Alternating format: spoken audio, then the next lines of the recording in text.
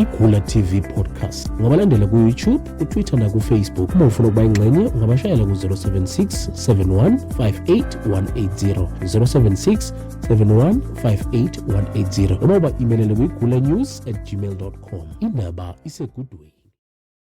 Asibingeleleke nenaba kaMsimudo vele ngesiliba phakathi kwesamangisi namaqadasi nabenkonjane kandaba edukele ezizweni ezinye ezidukele emafini khuleka intondolo emnyama yakolikhasa mahamba phaqazi njengentondolo liqoshwa njenifana njengelungu mdibindwanye namaXhosa. Namhlanje sikhona ke la endaweni yakwaCeza eziGula TV. Ungakwenza ukuthi usubscribe kwiGula TV ukuze ke ezinye zezindaba ezifana nalezi sinazo namhlanje sizokwazi ukuthi sikwathulele usuku nosuku noma isikhathi nesikhathi. Ongakwenza ukuthi subscribe noma ufollow on Facebook iGula TV na ku YouTube iGula TV.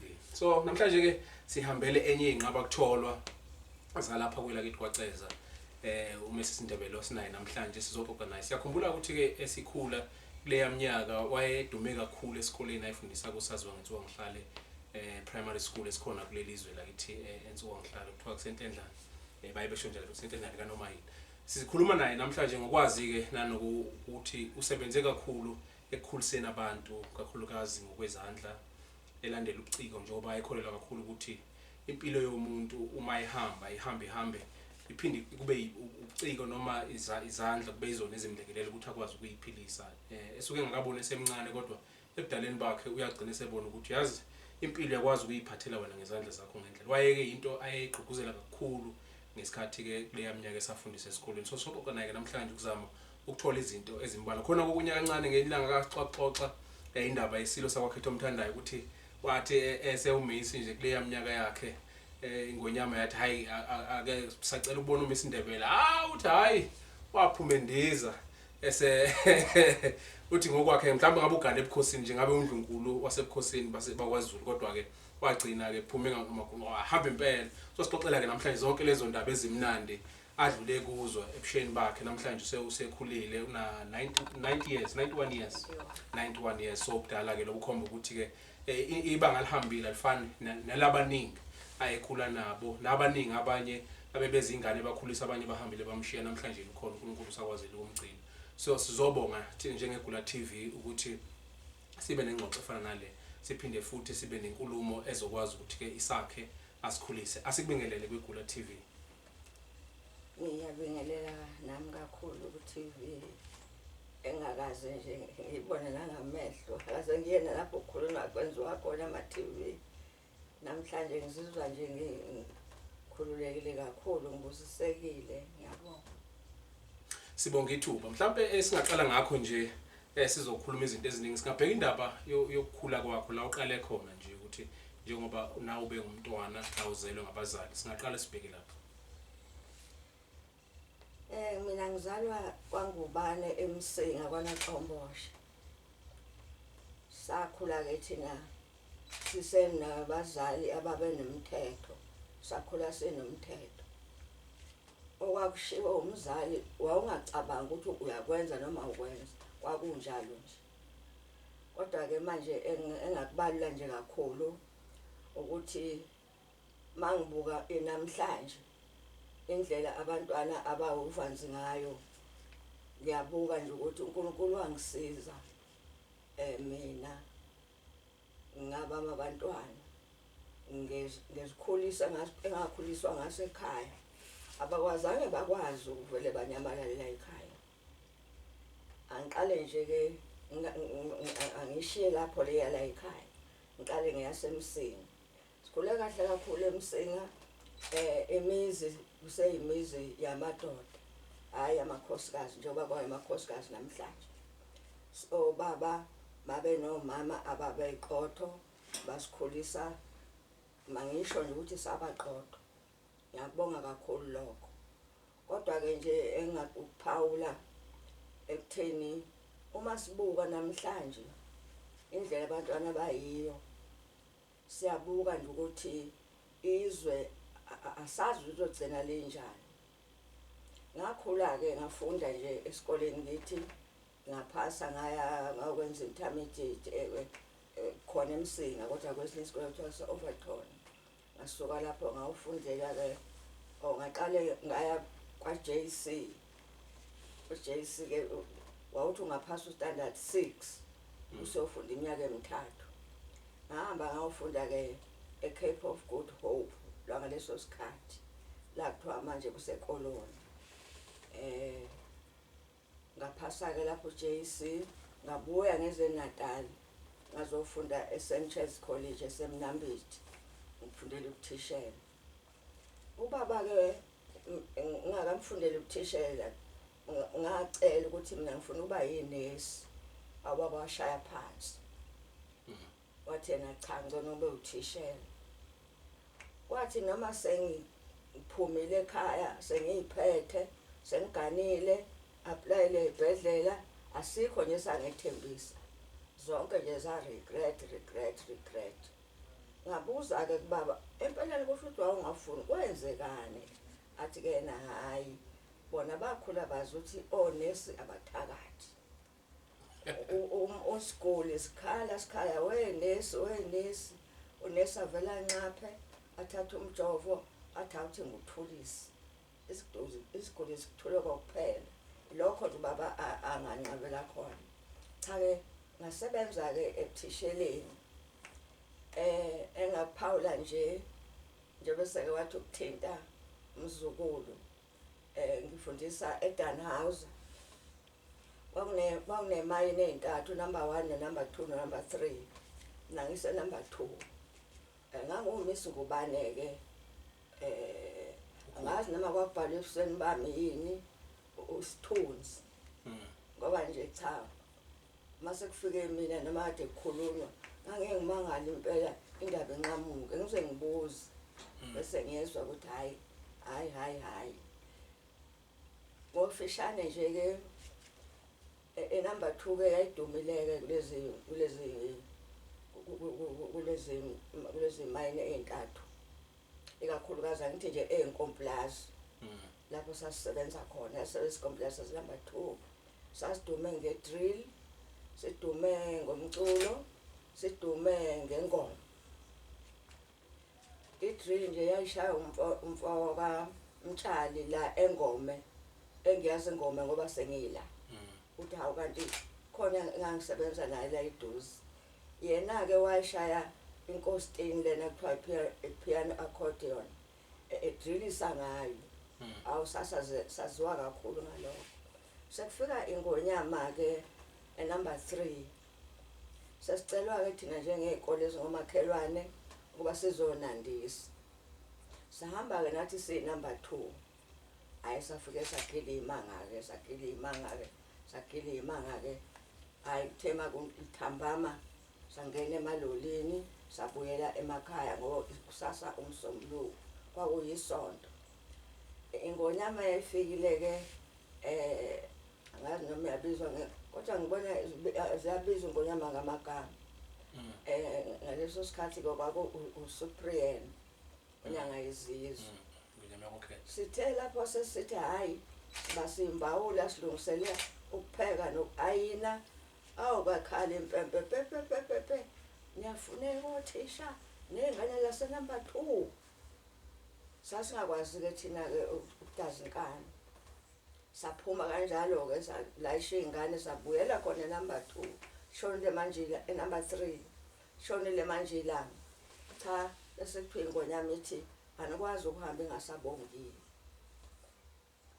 kafushane ke bese sesihamba ke sihothisha ke siya ke kulondo omkhulu lapho yayihlezi khona ingonyama nebandla layo gcwele nje usangena nathi sabancane impela cha ke nakho ke sekuthiwa sizishoke azishoke usibani nango thishu usibani nompinga wasemafusini thishu sibaya waseGalbasi njalo ufike ke la kuMrs Ngubane cha mina kuMrs Ngubane waseMsinga ayithema sesiqedile ukuzisho sonke ngonyama ke hayi manje uMrs Ngubane ake asale asafuna ukuzwa indaba zaseMsinga awu uMrs Ngubane avuka nje bomvu manje akazokhuluma thini ngiyahleba lapha abothisha cha ngiyahamba mina ngeke nje impela ngisale othisha bangivimba akhuluma amabhantshi kangcinela odongweni hayi uzodliwa ubaba wakho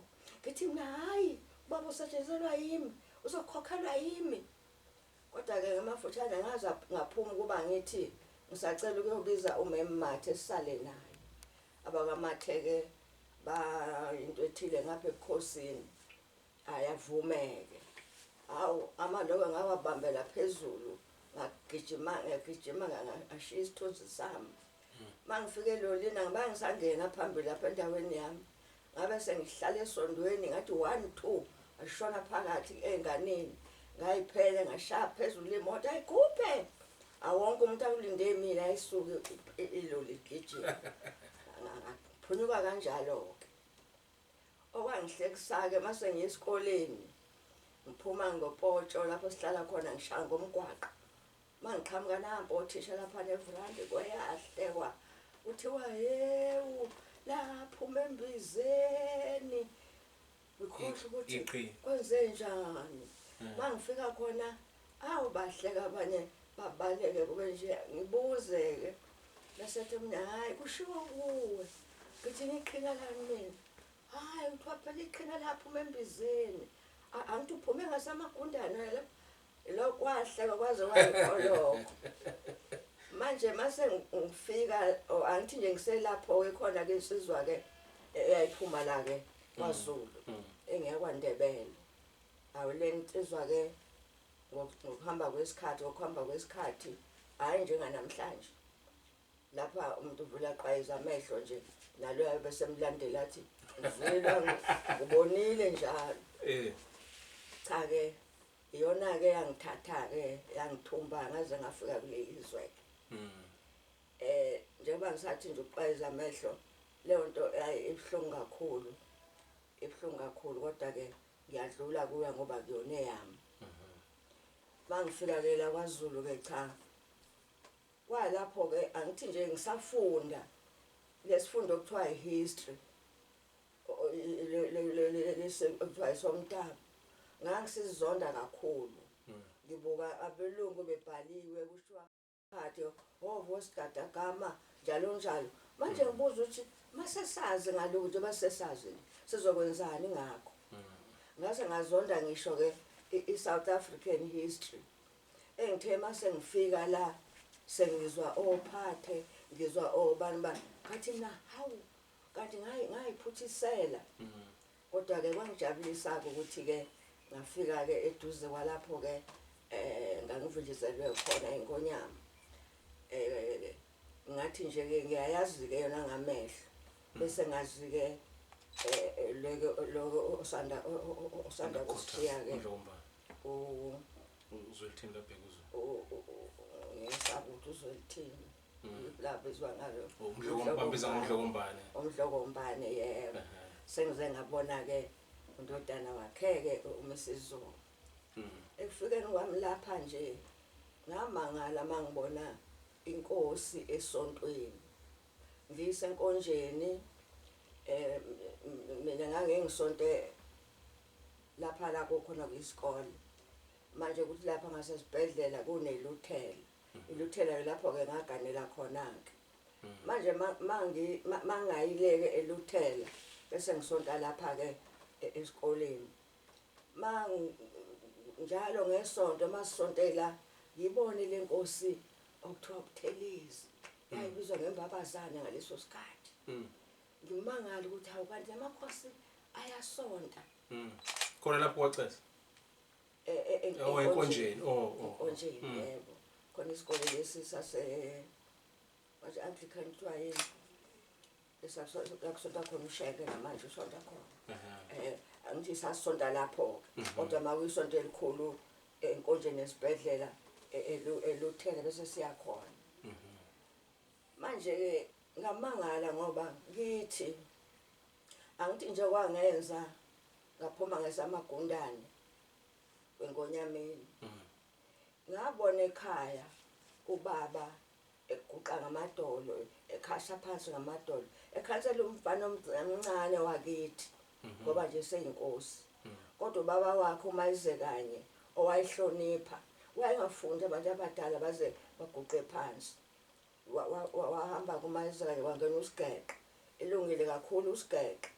Usigeke ke base bembophela amanqine enyathi kushisa umuntu nomuzi kwathiwa naye ube netulo lapho waboshwa bamnikwa lokho kuthiwa ke slow poison wafela ejele kwase kuba ke umahlokohloko uyeke lo ke yabona igenge lena nje encane hayi uyeke lona ke owayigcwalisa yonke icholo lapha ekhaya mayivakashile ubaba ke amguqele ngamadolo lento ayibabhlungu kakhulu enhlizweni yami phela uthi angikhali manje mase ngifika lapha number 2 sengibona inkosikazi yesikhulu salapha eNkomponi ibambele ingonyama uyukhambo eyamphozisa ngiyabuka nje ngithi hawu kanti wamkhulu ukuba nje manje konke lokho nje kwafika amasenti we ubani ozohamba eyobamba inkamba ngaze ngimbambele ubaba cha akekho umuntu owayedlula ubaba enhlizweni yami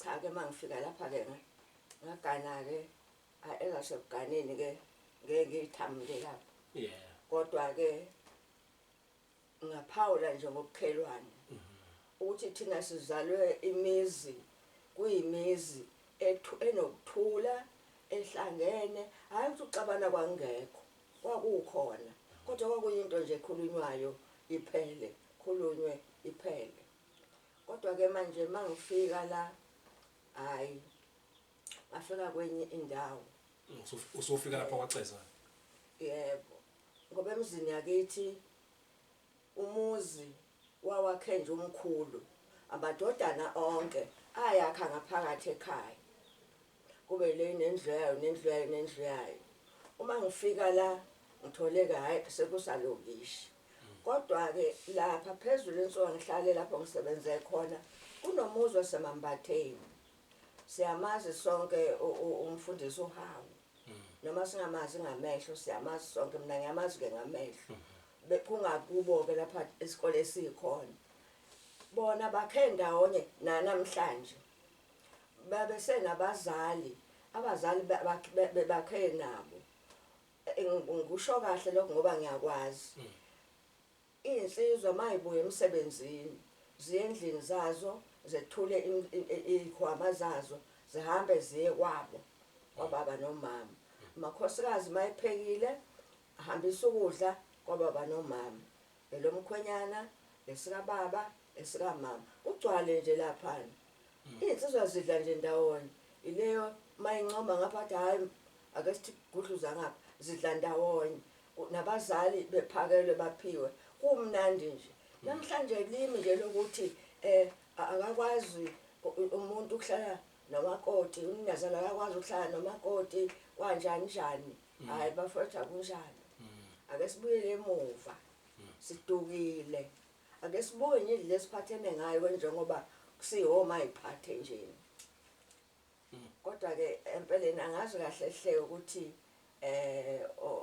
okhuluma ufunana kahle kulungile mhlawumbe ngifuna ukubheka kulokho njengoba uveza ukubumbana okwakukhona kwaZulu abantu ngokwemizi ukuhlukahlukana kwabo kodwa mabehlangene kuphakathi kwakunokubumbana okwakuba khona kwakhiwa imizi namhlanje sobona ukuhlukahlukana nhlobo umhlalo obukhona nokushaqishayo ngoba ubese ebudaleni ubuka khona ukuthi hawo imizi iphila kanje namhlanje kulesi sigaba ubona imizi ihlukana kanje mhlawumbe ke ungathini ukubona abantu abasha bazobuka abangasaqondi futhi abanye abangasenandaba nakho ukuthi kubaleke ngani kanti nina nakubona ngalesi sikhathi ukuhlangana kwakubaleke kanjani ukukhulisa abantu bonke thina ke kusemakhaya bekokhelelwana umlilo umakhelwana nganawo mentshisi uthatha ilongo idala anike ingane athi hamba ngokhela umlilo lapha kwabo kabani bazofika baba kwabo kabani bafake eziko lithi lingalumatha umlilo iphume ingane hamba bawo basekhaya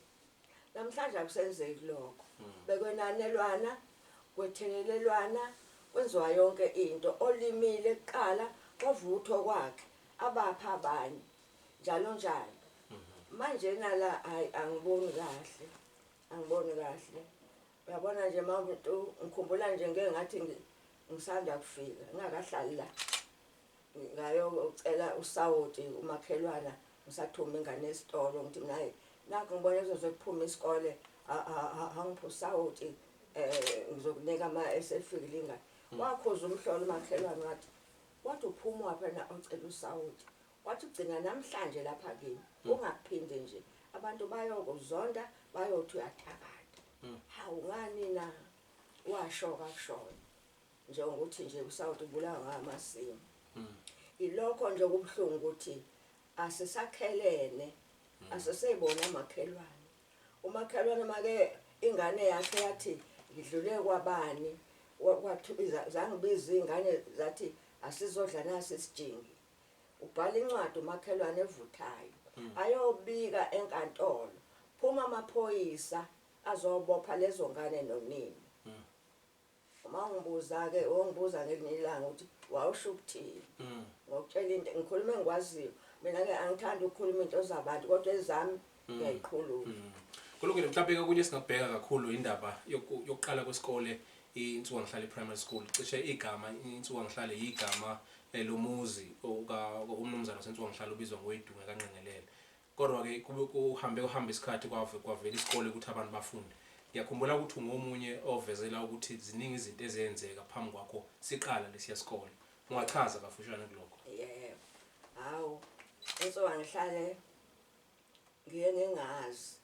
ngihamba ngeenyawo ngibuya ngeenyawo mangifika insuku ngihlale ngifika indlu yona yisesikwele ugxagcagale wamasoyi amafastela lapha kunqome izinti ezikhombisa ukuthi into ngoba ihambe lapha kanganga ukuthi nje wawuthi uma uthi ubamba umfana lapho sekhula kholile avela kudobula udongo ngekhanda aphumele ngaphandle ubuya ntambama mase kuphonywa isikole azophesha lapha ephume khona konke lokho nje kwaku indaba engangayazi kahle isakhiwo sasoka isikole khona labo thalothwa o6 feet ba ibonaka abashayelwe phezulu lapha emaceleni phezulu lapha nje cha isikhala ilanga nje ishisa umuntu esendlini imvula inetha umuntu esendlini ingane ehlala phi na ugcunyekwe igxotshana lapha phansi eziqondanisileyo bese gawulwa amakapa ashayelwa lezi gxotshana shayelwa lezi gxotshana lapho kuhlala khona izingane ezinye njalo ziphathele iceshana nekhunjana sihlale khona ngifike nje kunjalo ke ngizohlale ubheda kakhulu angithi nje ibengekho kodwa uNkulunkulu ngiyambonga ke ngoba ngakwazi ukuthi ngizame kwakheke kusakhokha school fees ngithi kwaku 4 rand noma kwaku 4 cent yini abazali behlulwa yikho khona lokho ngiyajabula nje ukuthi isikhathi esiningi ngangena mina ephaketheni lami ngoba ngifuna ukuthi nje kube khona okwenzekayo angithi ke ngokwenze njalo bese abantu bethi ke udla imali yabo udla imali yengane zabo baze bahamba impela baya ubahloli bayothi cha abangisusa imali yabo ngiyayidla udla imali yeni yebo manje uyidla kanjani cha mhloli khuluma nje ingane yakhe zihambile kwathiwa ibhasi akhokha imali zahamba ingane manje ingane seyibuyile usafuna imali yena awu cha ke kulungile sizomsusa ke umem kodwa ke kufuneka nikwazi sanoyifunela wenu nikhokhelele nina hayi cha phela mhloli besingasho ukuthi akube njalo umhloli cha phela sivumelanile nganginosihlalo ke lapha ubaba uNdlovu wayengafundeli kodwa wayekwazi ukusayina athi mayezosayina athathe lokho abesethi athi ukuhlabehlabelela asayineke uNdlovu ke yena ke ukuthi mase kubizwa umhlangano bekhalaza ngokuthi ngenze njalo mina ngifuna imali ingane sebuya lapho zaziye khona athi uNdlovu wenta nje ingane ingane yakhe behambile nayo yebo Ndlovu behambile ukhokha emalini cha phela Ndlovu khona angikhokhanga avele Ndlovu wathi uyabona mem ingane ka lo mayifika la kusasa uyiphinisele emvulanda imali anqome nje kanjalo obaba kababeqothoke ababengancengwa ukuthi ngokunika okuthile njengoba sekwenzeka namhlanje. Ensinga ngihlale ishumi leminyaka neminyaka yesithupha. Ngathi nje ngize ngathatha umhlala phansi ngikhona. Khona ke ngiyabonga nje ukuthi ngisho lo mina ukuthi hayi ngagiya kunjalo. Phela uma umuntu efika vele endaweni ngisho umakoti ubekwa izici. Lokho nje ukukhona njalo. Kodwa ke okusemqoka nje lapha ngihlale kwakukhona nababe bethanda kakhulu abadala. Uthi laba baphakathi nendawo hayi bengathandi kahle. Omunye nje wafika ngizwa sekukhala phakathi qemathi ngiyaphuma hawu uphethe igeja uyahamba lapha uqaya phakathi lapha egcekeni. Hawu kwenze njani? Wena mama uma ucabanga njena inkomo zami khona izulu maliduma ngoyikhiphe lapha. Manje ufuna ukuyifaka esikoleni yini? Ngikhalisa ucingo lungene ngaphakathi. Uthi mina hayi uyabona babosibani banilalela. Mina ngifike lapha nibiyile nawe wawukhona nibiya lapha. Khuluma okukuhluphayo ubiza umphakathi lekomiti likhona uma uzokwenza kanje ngicela nje uflathele. Hayi waflathela yena ngempela. Kukhona njalo abathi wena mama wolizwe igama lalapha kusethiwa ngihlale la. Suka umuntu lapha kuhlala umuntu. Kulungile. Okunye engingabheka nje mhlambe uphile insuku ngihlala mhlawumbe iqala bekusikhathi la kwakuphethe khona uhulumeni wabamhlophe. Waphinde futhi waba khona kwisikhathi sekuphethe uhulumeni wabantu abamnyama. Ngibheka la umehluko wemfundo ukuthi mawubuka isigaba sika hulumeni omdala wabamhlophe we-National Party kuphuzoba uhulumeni ka-ANC osukhona namhlanje. Beku kanjani ukufundisa nangendlela bese izimo bezima ngayo ezikolweni? Thina ke sifundisa impela kunjalo usaphethe lapho kwakuthiwa wo grant. Abelungu laba bapheshe kwathiwa izikochi. Hayi lapho umthetho wawuqine kahle kakhulu. Kwakuhamba kahle kakhulu.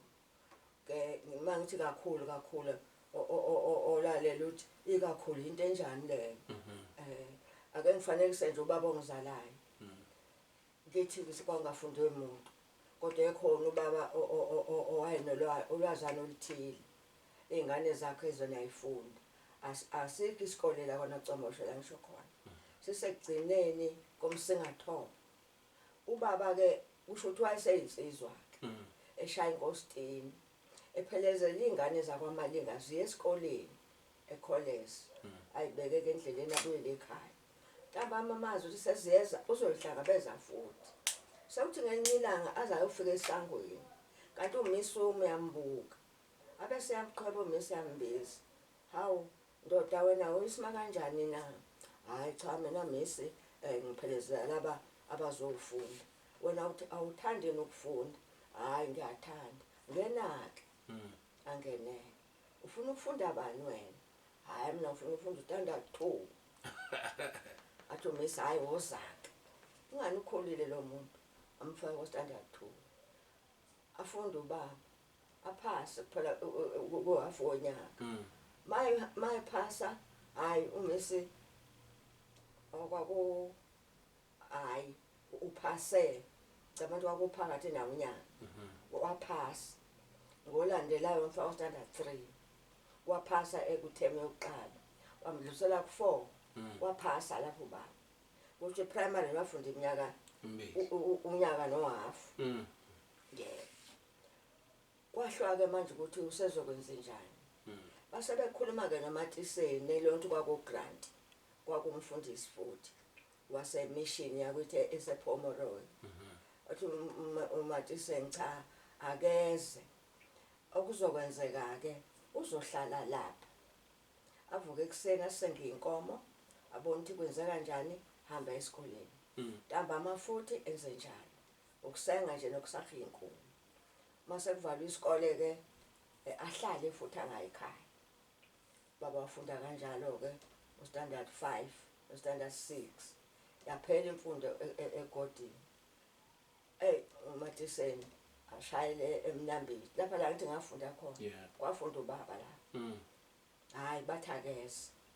uhamba ngebhayisikili kusuka eMsinga uye eMnambithi yize ukuthi uzofika phela libeke kahlaleke kuze ukuthi manje sekuvalwa ke aphinde alishobeke abuyele kumatiseni ufunda kanjalo ubaba lokho kwakuthiwa uT6 wawuthisha uthisha uNgubane uqweqwe lwali ngaculi nomuntu phansi kwakuthi mayingene ezakhe basukuma abantu babheka ukuthi baphethe ekhalayo kanti hayi amaphimbo yebo so nawe wathatha konke lokho wakuthatha kuwe ngoba mhlawumbe kwenza ngibuze kanjalo ukuthi ngesikhathi usula esikoleni entsukwangihlale kuye kwavela ukuthi ingane ubuyihola bezicula bezazi izinto eziningi ubuyifundisa zona kakhulukazi izandla mhlawumbe namhlanje futhi nomuntu uhleli nakho ngiyabuka la izinto ozenza ngezandla zakho yini egqugquzela kakhulu ukuthi ukwazi ukuthi nawe ugqugquzela abanye abantu bana ngalokho uba uthisha omkhulu khona kwangisiza kakhulu bengigqilazekile khona kakhulu impela ngisha phansi naphezulu akho nesitulo sokuhlala akukho nalapho ukuthi uhlala phi kodwa nje umsebenzi lokho akungihlupha ngoba ngangiyosebenza ngangayilibe uhlala ke ngikwazile insukwangihlale ukuthi ngifundise izingane kakhulukazi umsebenzi wezandla sebekhona othisha kuthi manje njalo ngoma recess noma ngoamadina ingane sezazi ukuthi siye kumem phela ngithi yakhona kudla okudliwa esikoleni asiye kumem ngifundisa ukuthunga ngifundisa nokunika nokweluka ke abona nje ubo bengazi kahle ngabe ngiphethe nje udometi bami engibenza njengoba sengihlezi ngathi babangulethela la yezezeze lokhu ke yabona ke lokhu ke njengoba sengihlezi nje ke ngiyabonga kakhulu uNkulunkulu anginasizungu angozeli angikhumbuli umuntu ngiyanitha ngiyakrosha umkrosho lo ngiyabona umnitho lo wezinto ezimbili konke ukwenza ngezandla zakho lokho ukufundisa izingane ngafundisa izingane okungijabulisayo manje kade ngisahamba ngisemashona kusuka intombazane lapha naphansi kwezihlahla iyeze iphethe umnitho awusabona mem awu mem ngizobonga Nkosi yami uba bengazi ukuthi ngizokubona ngabe nguphathele nodwa ngizobonga wasitshela wathi asisebenzise izandla ngoba saseganeni kobanjani ngiganile angihlupheki khona pho ngihlushwe yini mem ngoba wasitshela nanku nje umnitho wami omunye lapha ngiyawudayisa nanka izithelo zami engiyidayisayo angihlushwa lutho ongijabulisa lokho noba lapha ensukwangihlale ola isibhedlela walayeze anotshela umem ukuthi ngithe nje ngiyabonga sengiqashwe esibhedlela ngiyothunga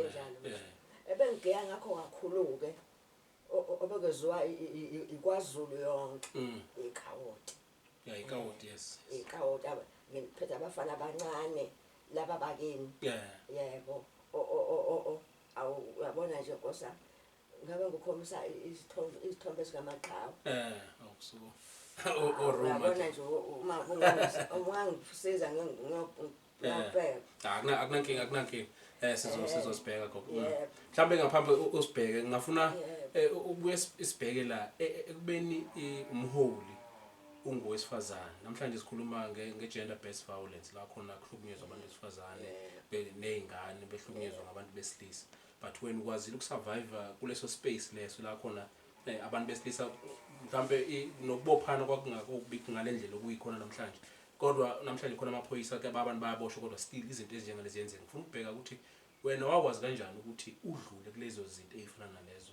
zokuthi ukwazi ukuba imbokode strong ekwazi ukulida abantu bakwazi ukuba phumelele njengoba ubala ezintweni ebezenzeka ngathi nje Nkosi yami lokho umsebenzi kaNkulunkulu ziningi izinto esizenza hayi ngoba sicabanga noma ngokuqonda kwethu kodwa nje phambi kwakho ube nalo iso lokubona ukuthi hawu utshekile lapha awuthi ngiqondise utshekile lapha Yebo. Ngikhuluma nje kukhona kodwa nawe bangisabuza lamagama. Kusale. Yebo. Elami nje lasekhaya ngusisana. Bese uthi leli ke lasesikoleni ke uEunice. Hayi ngahamba ngaye eGauteng. Ngalapho ngafike ngenza izinto zami. Angadle ngakhuluma.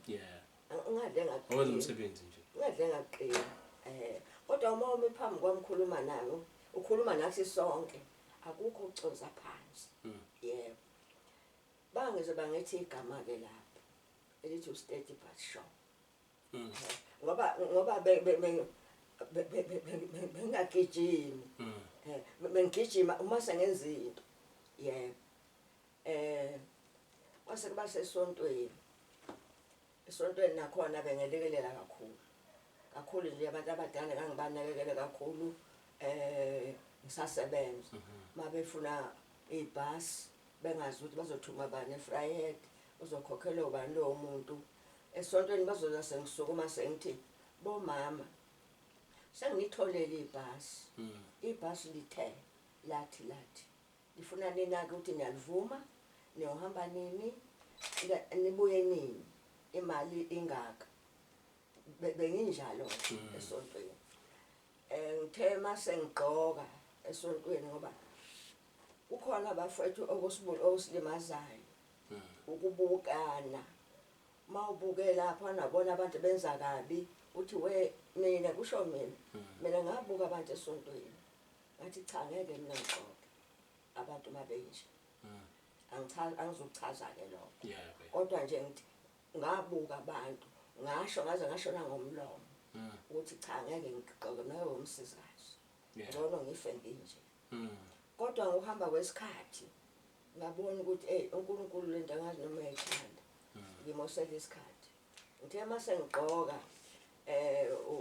umongameli obasahamba lapho wayemfundisa uGumede ngamtshela ukuthi ngizoba ngigqoka weza umfundisi wayephethe wasemnikeza ukuthi hayi akathathi wabe sevula izaga 6 ibukela entuthwaneni Vilandini washo wasethi wena ke usuyintuthwane esho mina ethi ngiyakubutha namhlanje wentuthwane uyibutho lentuthwane yebo ngathi siphuma nje hawu wentuthwane siyabonga awekho kuntuthwane ngawo untuthwane okwangijabulisa ke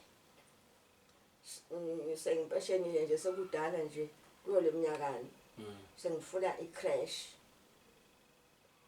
hayi angifuni ukukhuluma ngomphakathi kodwa ngikushoyo abantu banamhlanje cha akabacabange ngokunye kwaba yimpi kodwa egcineni uZulu lento wayengibona ngihamba ngehla ngenyuka ngizama le crash yaye uzamani igama layo uZulu lento azohlaba isonto akwathola umsindo saka uma sekwakhiwe bese kufika abazenhlala kahle lapho siphethwe khona mabefika ekomidini bese bethi hayi asemaningi kakhulu amagama ozamani sesicela ukuthi ake nishintshe nifake linye base bethi hayi intuthwane ngajabula ukuthi ngisaphila elibutho lakho into ebizwa ngayo yebo yiphi lo crash ikuphi ilapha emva kweposi iyo le khona lapha eduza wagcina uhlonishwa ngayo yebo awubantu kulungile ake siye start siyedolo kancane siyabuya nasihleli ke no steady but sure ushile kwathi steady but sure intuthwane leli ibutho lentuthwane okunganye ke intombi ezila ezinqaba kutholwa endaweni yakwaCeza ngemisebenzi yayo nanokuhamba kwayo izama ukuyimisela ngoba sibheka indaba ukuthi ube ngesikhathi la khona abantu besilisa bedominate kakhulukazi ukukothisha kodwa wafika waba ngowesifazane ongithisha omkhulu kodwa strong okwazi ukubamba isikole saba yilesi siso namhlanje siyabuya ke sizobuya asikhombise izithombe zama cups ayekade einganeni ayekade eyitrainer kule yaminyaka zisafunda isikole. Siyabonga kakhulu iKula TV ungasubscriber usilandele ku Facebook, ku Twitter na ku Instagram sikhona ezikula TV. Igama ngisiboniswa kwakuthini. iKula TV podcast ungabalandela ku YouTube, ku Twitter na ku Facebook. Uma ufuna ukuba ingxenye ungabashayela ku 076 71 58 180 076 71 58 180 noma uba emailele ku ikulanews@gmail.com. Indaba isegudweni.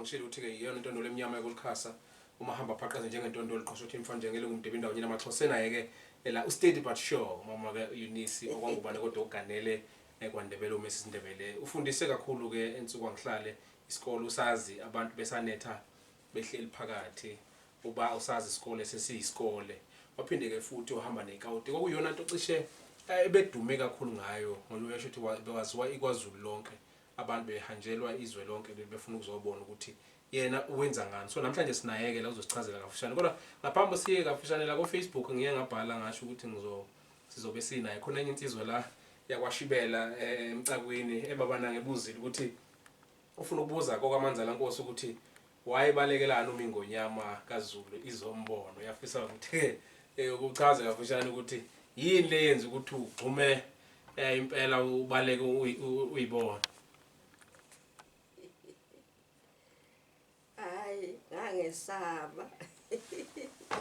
Ngangesaba kodwa ke kakhulukazi njengoba bengeke ngasho ngangizonda nje impela into ethi Inkosi ngoba thina kithi ke kwakuthiwa thina kithi eMsinga Inkosi kwakuthiwa Inkosi impela kuze kuthiwe bayede uthe mangifika la ngathola ukuthi hayibo uthiwa umnumzana Inkosi ingonyama.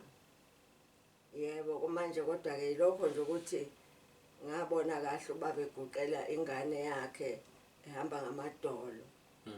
Yakwangiphatha kabi lokho. Cha kukho kubi okwenzeka. Kulungile njengoba sibheka indaba ke ikawoti okungabanye ke bafunde obakhiqize kakhulu nabenza ukuthi ke kubonakale nje ke into ngihlala uyibeke ebalazweni nezikole zibekeke ebalazweni okunye nje ubuciko ngoba kwakuyingxenye yezinto zobuciko lezi ungabakhombisa ababukeli ithombe la khona ukuchaza kafushane ukuthi masikhuluma ngekawoti ukukhuluma ngani futhi wahlonishwa kwaze kwafika phi ngazi ikawoti nje lezi. Lapho ke impela ngagiya khona lapha eGauteng ngoba lapha nje ngaze ngakhipha labo okuthiwa ama-leaping wolf babe isithupha omunye ababili babo nje kwako ababuthelezi kwakho ndodana lona manje izithombe ke lezi nje i-leaping wolf yami yiyo le lapho kwasuka i-area phansi i-area keNatali ke yonke lapha nalapha ya beza kuhlatshwa inkomo kwaye umcimbi omangalisayo lezo labo area ke yibo labo indonsa lo nesekela layo ukhwezi ababehamba phambili banabanye ke abanye ke futhi ababephuma endaweni lezo yiba abafana bami laba ababegele imanga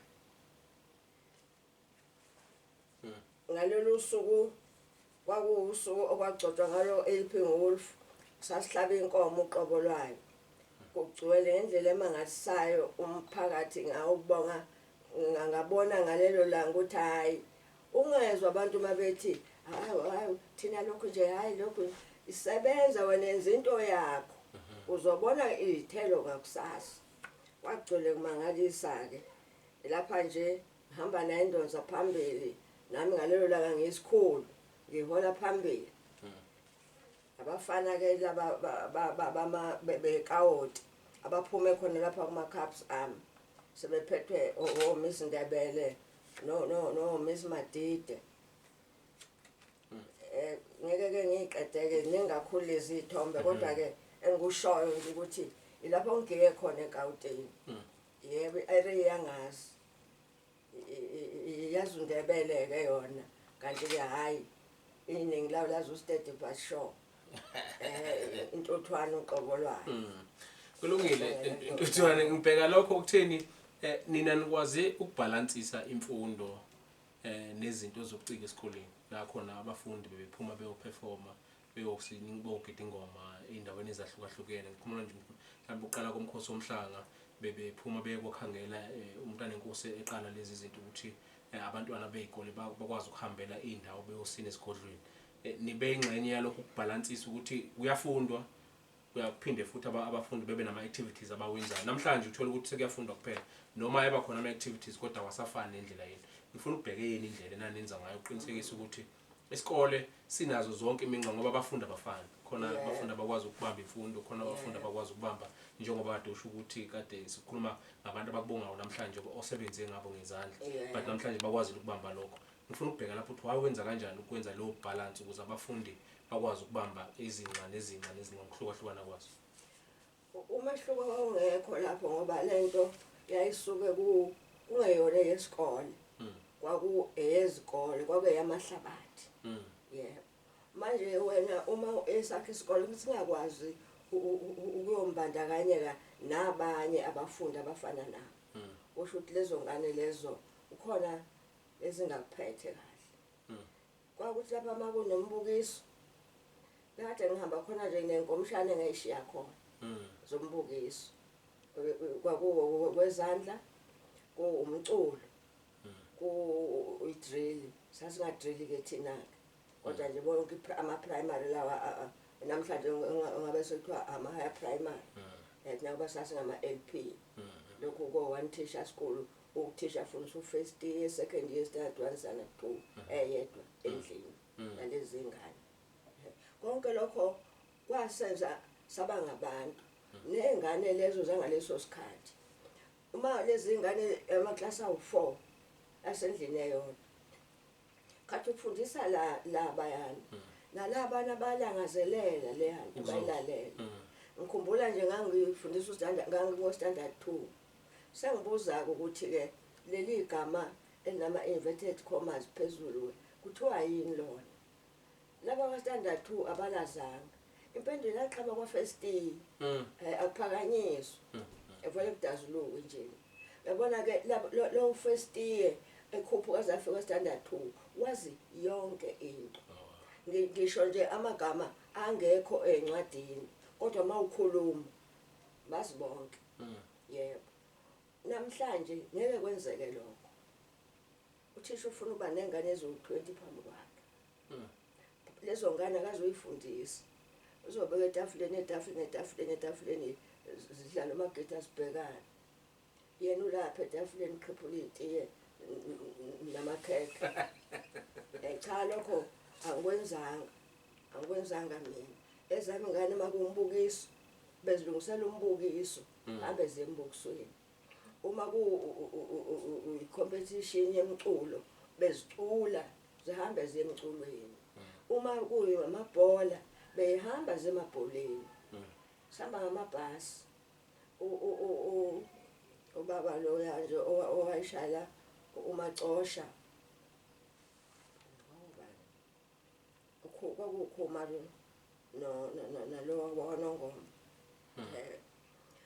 uthi ingane alihambe ayikhokhe kube imbijana njengoba ngisho nje ngikhipha ephaketheni ngikhokhele ibhasi mhla sekuhanjwa uzofica isikole kumnyama bhuqa seziyahamba zonke kodwa ayikhokhile ngithi mangithi mina ubaba umkhwanazi osami lezi ngane bezinga manje sezi athi hayi ungakhathazeki lokho ngizokufaka konke phakathi noma amakhulu amathathu sihamba kanjalo empeleni saze sababi lapha komakhelwane laphuma igama elithi ensuka ngihlala kwenziwa lutho into eyaziwayo kuphela ukuhamba nekawoti sasenze njalo yithi zafunda nje futhi ingane zethu kahle kakhulu yebo ngiyakhuthaza nje ukuthi empeleni bafowethu ake kubanjwe izingane ingane zidedelekile nasemakhaya nasezikoleni ezami ngaze ngayihambisa ngayifaka hamba ngishutheka ezikoleni ezithile ngibalekela nje isikole sakithi lapha ngithi mangibuye esikoleni ngithola izingane ezigcwele imhosha lapha isikole siphumile ngayibuka le nto ukuthi hayi kuhambi kahle cha hayi imbokodo ayiqine ayigaye imbokodo umthetho wayo iyagaya ayifuneki futhi egqakazayo kufuneka imbokodo egcolisayo yebo ngoba makunjalo uphuma ngapha nangapha yabona nje na uneziphalishe esihlakazekile uthi uyahlafuna futhi lahlafuna ukhoma into enjalo khona empeleni impilo yanamhlanje ayiqhathaniseki nesisuka kuyo namhlanje uthi unenkululeko inabaphathi inalokhu umphathi ongazange akwazi ukuphatheka ekhaya kwabo angaphatha kanjani thina saphatheka abazali bethu basiphatha saphatheka sakhula siphathekileke kungakho-ke senze konke okusemandleni uNkulunkulu asinike khona uguga kubi kabi ukuthatha nje kulahle phansi mhlawumbe ke sesizophetha nje ngibheka ukubaleka nje kwazo zonke izinto mhlawumbe nanejeni yakho njengomiss waphinde waba uthisha omkhulu isiphi izinto oyikwazi ukuyixosha endleleni wayifunda mhlawumbe noyibonayo namhlanje ukuthi mabese abantu mabengabambelela kuzo yazi kuningi abangakwazi ukufunda kakhulukazi abasha abazobukela le podcast impela njengoba ngisho nje ukuthi asibambeke thina uyabona ngeke wenze lutho wena uma ungazithibanga wena wazakha wena uma ubhema ngeke izingane zakho uthi asubhema kodwa wena beyintshontsho ugwayi wakho zubhema yeke ukubhema yeka lokhu uzokuzwa ke ingane ngoba manje mase ihamba njengenkalankala ngeke ikwazi ukuqonda futhi ingane namhlanje ayisichithi isikhathi ithi ingane wena baba njalo ingane wena athisho lapha enye ufuna ukungishaya ngishaya phela kusho ingane eyasecrash ehlala ngapha ngale kocingo wenza umama wathi wema Ndebele nangehle lo mhlola usibani mangithi ngiyamshaya uhlehla nyova athi sengokumangalela epolice station uyangihlukumeza ingane yasecrash yebo angithi manje engabe uyayibamba lengane usefuna umbambisi ukuthi mina sengathi ngikaxoxa indaba yasemakhaya ukuthi ngisokwenza lokhu wena emakhaya hawo usehlulwa izingane akufanele lokho cha empeleni ukuphatha angazi ukuthi abaphathi kanjani kodwa lesikhathi njengoba seninge amaqembu nje lapho eqembini lakho uyokhethwa ngoba ubonakala ukuthi wena umqondo wakho usempilweni usemphakathini ngoba manje ngingasho nje lokho ukuthi hayi uxega phambili manje na uyaxega ngemuva ngeke liqine kufuneka iqine phambili ukuze sidonse mayixega phambili lezi ziphuma ngisho endimeni emsolweni ziyaphuma ilokho nje Nkulunkulu mhlawumbe ke sesiphetha ngiphinde ngibhekela indaba yokuthi ezinye zeingane zakhona ukuthi ngoba 1984 bekukhana iqalwa ukuhlolwa kweingane mhlawumbe ngoba kuzoba nemikhosi yemhlanga mhlawumbe esikolweni libe khona niqhaze nilibambile nini ukulekelela izingane ukuthi nazo ikhuliswe ngoba namhlanje ubona ukuthi izingane eziningi nje zibhembuluka izishawa ukuthi mhlawumbe abasekho mama abakwazi emphakathini ukuyigada nokuyinakekela kahle ukuze zazi ukuthi mangihamba lapha nje ngiyoze ngifike lapha sengilesi sikhathi ngibe ngikhani ngenza ukuthi kodwa ukuthi namhlanje izingane iphuma lekho mhlawumbe ke ngokuqala kwemikhosi enjengale imikhosi yomhlanga kini belingakana iqhaza ukulekelela lokho cha ke angeke ngithi ngesho thina ke asifikanga kulo mkhakha ngesikhathi sethu bekungekho lokho bekukhona bekuyilokho nje ukuthi ingane yesikole ayibe nje ibe nje belimike lelo ke njengane yesikole ayikwazi ukuya esikoleni engagamele ekhaya kwangehlela ngengapha entilini kwehlanzeni yabona nje mangikhuluma indaba yakoNkosi hayi nje uthi umfana othile angena esikoleni nje engagamile engafase nje neyembe sengithi mina isibani bana uhambe yokama ngihlale ngisho uhlale nje bephuma beyokama abanye bajajiswa yilokho asho ukuthi engagamile ngenkane athi khona ezokwathi ukudlula yilesa sifundo ngithi akahambe yokama ngihlala kubo ngalomfana mangifika ntambama ekhaya sekukhishwa umtholo wami sibekwe lapha oshingane yabe esikoleni uwankosi la inkosi lesho njalo oshingane yakhe esikoleni cha kodwa sihlala abantu uhambe engakamile zonke insuku baye baphume nje bagame phandle bangene ngokunjani lokho kumenze wazofika ekhaya ayike ilokho ke ngithi aqine phambili uthisha uyathasisela kodwa uthisha ufuneka bakwazi ukuthi abazali bethembe bona umzali esingane esikoleni uyisa kumuntu esikhathi sakhe sempilo yengane yonke sesibuthisha unikeziwe akaphathe lengane akakhulise lengane ngengisho nalamantombazane ke asasebenzele ukuthi uma umzali ehamba uthembe wena uyosebenzela wena phela tuhona manje phatha kahle ingane yakhe usukuyitotosa ayisebenze wothi enganeni sukumani senza ukuthi hawu xokanile into zenu wenzani ukuthi nokuthi utewu luyabanjiswana kakhulukazi namhlanje yebo ushenje lokho kwahlale kwaze ukuthi sonke bafowethu singabaholi sonke akawomholi wakho uzazi ukuthi nje mina ngivuka ngeze nje mina ngishaya kanje hayi mina ngisayi lapha hayi mina ngizwile mina akufanele lokho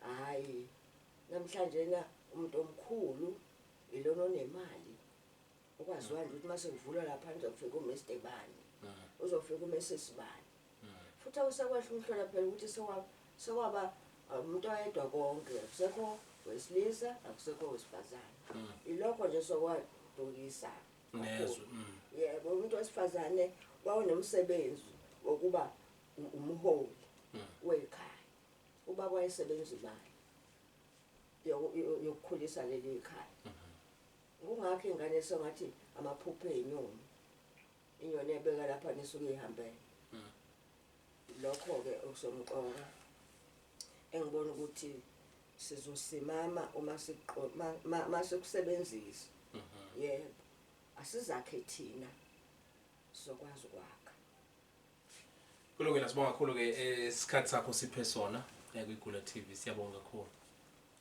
kubonga mina ngibonga nje umusa ngingakaze nje noma ngisaphila ngeke ko TV na kanjani kodwa nje at 91 years yimi ungasavuna noma ngikhuluma sesibhesa